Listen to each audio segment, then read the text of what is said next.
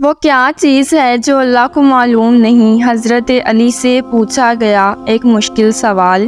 کافروں نے ایک سوال مسلمانوں کو شرمندہ کرنے کے لیے ایک خط مدینہ بھیجا۔ یہ خط جب حضرت علی کی بارگاہ میں پہنچا تو آپ بھی حیران رہ گئے، کیونکہ اس میں بہت ہی عجیب سوالات تھے کہ جیسے وہ کون سی چیز ہے جو خدا کے علم میں بھی نہیں۔ بسم اللہ الرحمن الرحیم۔ ویسے تو ہر صحابی سے آپ صلی اللہ علیہ وسلم کو بہت پیار تھا، اور ہر صحابی آپ صلی اللہ علیہ وسلم کا جانثار ساتھی اور محبوب تھا، لیکن بعض ایسے خوش نصیب بھی ہیں جن سے آپ صلی اللہ علیہ وسلم کو خاص تعلق اور محبت تھی۔ ان میں حضرت علی کرم اللہ کی ذات گرامی بھی ہے۔ حضرت علی رضی اللہ تعالیٰ عنہ سے آپ صلی اللہ علیہ وسلم کو جو تعلق خاطر تھا وہ بہت زیادہ تھا۔ آپ داماد رسول صلی اللہ علیہ وسلم تھے، اور بے شمار مواقع پر رسول اکرم صلی اللہ علیہ وسلم کی ذات گرامی سے منسوب ایسے کئی فرمودات روایت کیے گئے ہیں کہ جن سے حضرت علی رضی اللہ تعالیٰ عنہ کی فضیلت معلوم ہوتی ہے۔ آپ صلی اللہ علیہ وسلم کی ایک مشہور حدیث میں ہے کہ میں علم کا شہر ہوں اور علی اس کا دروازہ ہے۔ گویا قیامت تک اور زمانوں تک یہ اصول وضع کر دیا گیا کہ جس کو خیرات علم درکار ہوگی اسے اس دروازے پر آنا ہوگا۔ جس شخصیت کو رسول اکرم صلی اللہ علیہ وسلم نے علم کا دروازہ قرار دے دیا تو پھر اس کی ذہانت کا تو یہ عالم ہونا تھا کہ اس نے منبر خطابت پر بیٹھ کے سلونی کی صدائیں بلند کرنی تھی، یعنی پوچھ لو جو مجھ سے پوچھنا چاہتے ہو اور میں اس کا تشفی جواب تمہیں عطا کروں گا۔ بے شمار واقعات حضرت علی کی ذات گرامی سے منسوب ہیں کہ جب بظاہر پیچیدہ نظر آنے والے کسی مسئلے کا حل آپ نے اپنی ذہانت اور کمال علم کی بدولت چند لمحوں میں پیش کر دیا۔ آج ہم حضرت علی رضی اللہ تعالیٰ عنہ کی ذات گرامی سے منسوب ایک واقعہ آپ کے ساتھ شیئر کرنے جا رہے ہیں، جس سے آپ کے علم و فضل کے مرتبے کو سمجھنے میں ہمیں مدد ملے گی۔ دوستو، ایک مرتبہ حضرت سیدنا عمر رضی اللہ تعالیٰ عنہ کے عہد خلافت میں ایک لڑکے کو زنا کے جرم میں سزا دینے کے لیے لے جایا جا رہا تھا۔ واضح رہے کہ اسلام میں شادی شدہ زانی کے لیے سنگساری اور غیر شادی شدہ کے لیے 80 کوڑے بطور سزا ہے۔ وہ لڑکا اونچی آواز سے پکار رہا تھا کہ میں بے گناہ ہوں، مجھے سزا نہ دی جائے۔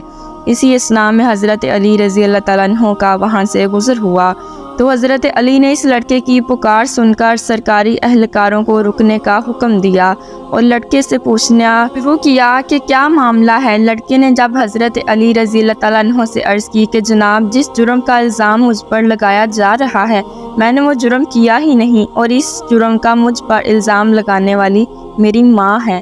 حضرت علی نے یہ سن کر سرکاری اہلکاروں کو وہیں روکا اور کہا کہ اس لڑکے کی سزا فی الحال روک دی جائے، میں اس کیس کو دوبارہ سے سنوں گا، اگر یہ لڑکا گناہگار ہوا تو تب اسے سزا دینا۔ دوسرے دن حضرت علی نے عورت اور لڑکے کو عدالت میں طلب فرمایا۔ حضرت علی نے الزام لگانے والی عورت سے دریافت کیا، کیا اس لڑکے نے تیرے ساتھ دست درازی کی ہے، اور وہ جرم کیا ہے جس پر تو نے اسے سزا دینے کے لیے پیش کیا تھا؟ اس عورت نے اس بات میں سر ہلا دیا اور کہا کہ ہاں۔ اس پر حضرت علی نے اپنا رخ لڑکے کی جانب موڑا اور اس سے پوچھا کہ یہ عورت تیری کیا لگتی ہے؟ تو اس نے کہا کہ یہ عورت میری ماں ہے، جس پر اس عورت نے لڑکے کو بیٹا ماننے سے انکار کر دیا۔ اس عورت کے انکار پر معاملہ گمبھیر ہو گیا۔ فیصلہ سننے کے لیے لوگوں کا بہت بڑا مجمع تھا۔ حضرت علی رضی اللہ تعالیٰ عنہ نے فرمایا، تو اچھا ہے اے عورت، میں اس لڑکے کے ساتھ تیرا حق مہر کے بدلے نکاح کرتا ہوں۔ تو عورت چینک اٹھی کہ علی، کسی بیٹے کا ماں کے ساتھ کیا نکاح ہو سکتا ہے؟ تو حضرت علی نے جواب فرمایا کہ تیرے اس دعوے کا کیا مطلب ہے؟ اس عورت نے جواب دیا ہے، اے علی، یہ لڑکا تو واقعی میں میرا بیٹا ہے۔ اس پر سیدنا علی رضی اللہ تعالیٰ عنہ نے فرمایا کہ کیا کوئی بیٹا اپنی ماں کے ساتھ دست درازی کر سکتا ہے؟ عورت نے کہا کہ ہرگز نہیں۔ تو حضرت علی نے پوچھا کہ تو نے اپنے بیٹے کے اوپر ایسا گھٹیا الزام کیوں لگایا؟ تو عورت نے جواب دیا، میری شادی ایک چھوٹی عمر میں امیر کبیر شخص سے ہوئی تھی، اس کی بہت زیادہ جائیداد تھی، یہ بچہ ابھی کم سن دودھ پیتا ہی تھا کہ میرا خاوند مر گیا۔ تو میرے بھائیوں نے مجھے کہا کہ یہ لڑکا تو اپنی باپ کی جائیداد کا وارث ہے، اس کو کہیں چھوڑ آؤ۔ تو میں اسے کہیں سی آبادی میں چھوڑ آئی، ساری جائیداد میری اور بالآخر میرے بھائیوں کی ہو گئی۔ یہ لڑکا بڑا ہوا تو ماں کی محبت نے اس کے دل میں انگڑائی لی، تو یہ ماں کو تلاش کرتا میرے تک پہنچ گیا۔ میرے بھائیوں نے مجھے پھر سے ورگلایا کہ اس پر جھوٹا الزام لگا کر اس کی زندگی کا سانس ہمیشہ کے لیے ختم کر دیا جائے، تو میں نے اپنے ہی بیٹے پر جھوٹا الزام اپنے بھائیوں کی باتوں میں آ کر لگا دیا، اور دولت کے لالچ نے مجھے اندھا کر دیا، جبکہ حقیقت تو یہی ہے کہ یہ میرا بیٹا ہے اور اس معاملے میں بالکل بے گناہ ہے۔ جب اس واقعے کا علم امیر المؤمنین سیدنا عمر بن خطاب رضی اللہ تعالیٰ عنہ کو ہوا تو آپ رضی اللہ تعالیٰ عنہ نے فرمایا کہ اگر آج علی نہ ہوتے تو عمر ہلاک ہو جاتا۔ تو دوستو، یوں حضرت علی رضی اللہ تعالیٰ عنہ نے اپنی ذہانت کے بلبوتے پر ایک پیچیدہ مسئلے کی گرہ کھول دی، ایک بے گناہ کو سزا ملنے سے بچا لیا۔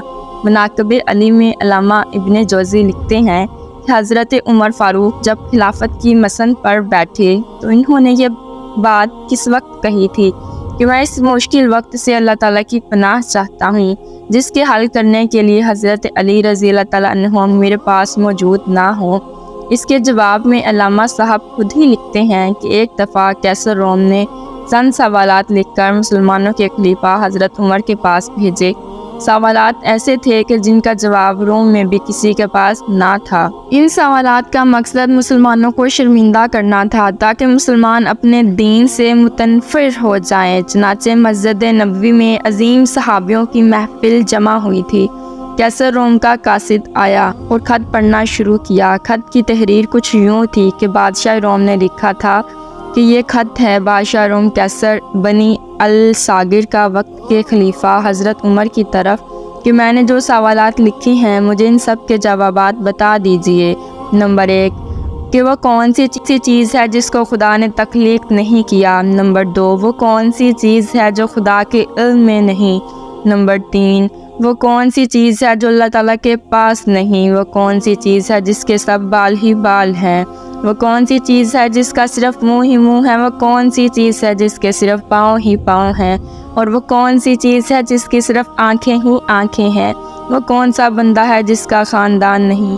وہ کون سی چیز ہے جو شکم مادر میں نہیں۔ وہ کون سی بے جان چیز ہے جو سانس لے سکتی ہے۔ وہ کون سی بے جان چیز ہے جو سانس نہیں لے سکتی۔ ناقوس کی آواز کا معنی کیا ہے۔ وہ کون سی چیز ہے جس میں ایک مرتبہ پرواز کی۔ وہ کون سی چیز ہے جس پر صرف ایک بار سورج چمکا۔ وہ کون سا درخت ہے جس کے سائے کو تیز رفتار سوار 100 سال دوڑ کر بھی عبور نہیں کر سکتا۔ وہ کون سا درخت ہے جو دھوپ اور پانی کا محتاج نہیں۔ دنیا میں اس کی مثال کیا ہے؟ جنت کے برتن جن میں مختلف قسم کے کھانے ہوتے ہیں۔ جنتی لوگ ایک دوسرے سے ملتے ہیں۔ دنیا میں اس کی مثال کس طرح کی ہے؟ جنت کے سیب سے حوریں برآمد ہوں گی لیکن ان میں ذرا بھر کمی بھی واقع نہیں ہوگی۔ دنیا میں اس کی مثال کیا ہے؟ جنت کی چابیاں کیا ہیں؟ حضرت عمر نے خط پڑھتے ہی فرمایا کہ اس کا جواب تو صرف برادر رسول باب العلم حضرت علی رضی اللہ تعالیٰ عنہ ہی دے سکتے ہیں۔ چنانچہ خط ان کی طرف بڑھا دیا گیا۔ حضرت علی رضی اللہ تعالیٰ عنہ نے لکھا، بسم اللہ الرحمن الرحیم، ماہ بعد تیرا خط وصول ہوا۔ میں اپنے رب اور اپنے پیغمبر حضرت محمد صلی اللہ علیہ وسلم کی برکت سے آپ کو ان سوالات کے جوابات دے رہا ہوں۔ وہ چیز جو مخلوق نہیں وہ خود خدا ہے کہ جس کو اللہ تعالیٰ نے پیدا ہی نہیں کیا۔